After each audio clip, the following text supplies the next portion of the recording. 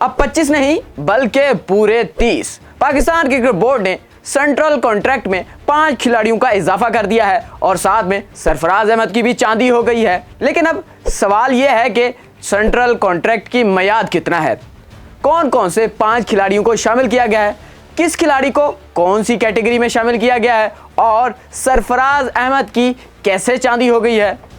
इन सब सवालों का जवाब आपको इस वीडियो में मिलेगा। पीसीबी ने तकरीबन 20 दिन पहले सेंट्रल कॉन्ट्रैक्ट का ऐलान किया था, जिसमें 25 खिलाड़ियों को सेंट्रल कॉन्ट्रैक्ट दिया गया था। उन 25 खिलाड़ियों को 4 कैटेगरीज में तकसीम किया गया था, ए, बी और सी। लेकिन अब दोबारा से खिलाड़ियों की परफॉर्मेंस का जायजा लेने के बाद उनमें 5 खिलाड़ियों को शामिल किया गया है, जिससे टोटल तादाद 25 से बढ़ के 30 हो गई है। पाकिस्तान क्रिकेट बोर्ड के मुताबिक उन 25 खिलाड़ियों की लिस्ट नजम सेठी की सरबराही में बनने वाली मैनेजमेंट कमेटी ने तैयार की थी, लेकिन अब मौजूदा मैनेजमेंट कमेटी यानी कि ज़का अशरफ की सरबराही में जो कमेटी है, उसने जायजा लेने के बाद उनमें 5 खिलाड़ियों की तौसीह की है। उन 5 खिलाड़ियों में इब्रार अहमद, नुमान अली, तैयब ताहिर, आमिर जमाल और अरशद इकबाल शामिल हैं।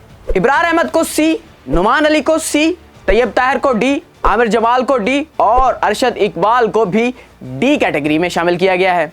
अब एक और सवाल के सेंट्रल कॉन्ट्रैक्ट की मियाद कितना है। सेंट्रल कॉन्ट्रैक्ट की मियाद 3 साल है, जो कि 1 जुलाई 2023 से शुरू हुआ और 30 जून 2026 तक जारी रहेगा। अब एक और सवाल ये भी है कि इन 5 खिलाड़ियों को किस बुनियाद पर सेंट्रल कॉन्ट्रैक्ट में शामिल किया गया है। नुमान अली और इब्रार अहमद पिछले 1 साल से पाकिस्तानी टेस्ट क्रिकेट टीम के रेगुलर मेंबर हैं और इब्रार अहमद ने इंग्लैंड के साथ टेस्ट डेब्यू करने के बाद 6 मैचों में 38 विकेटें ली हैं, जबकि नुमान अली ने अपने 4 टेस्ट मैचों में 17 विकेटें ले रखी हैं। और अगर बात करें आमिर जमाल की, तो उन्होंने 4 T20 इंटरनेशनल में, तैयब ताहिर ने 3 T20 इंटरनेशनल में और अरशद इकबाल ने भी 3 T20 इंटरनेशनल में पाकिस्तान की नुमाइंदगी की है और इन तीनों खिलाड़ियों को डी कैटेगरी में रखा गया है और ये तीनों खिलाड़ी कौमी सिलेक्शन के प्लान में शामिल हैं।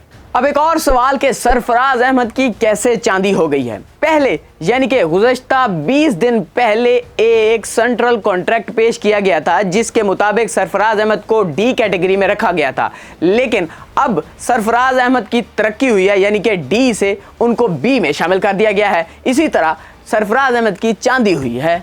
सरफराज अहमद ने गुज़श्ता दिसंबर में कमबैक किया था और अपने 4 टेस्ट मैचों में 367 रन्स बनाए थे, यानी कि 61 की एवरेज से। इसलिए उनकी परफॉर्मेंस का जायजा लेने के बाद डी कैटेगरी से दोबारा से बी कैटेगरी में शामिल कर दिया गया। एक और अहम बात कि सेंट्रल कॉन्ट्रैक्ट में शामिल तमाम खिलाड़ियों का हर साल के बाद बगौर जायजा लिया जाएगा और दोबारा से इनका कॉन्ट्रैक्ट रिन्यू किया जाएगा।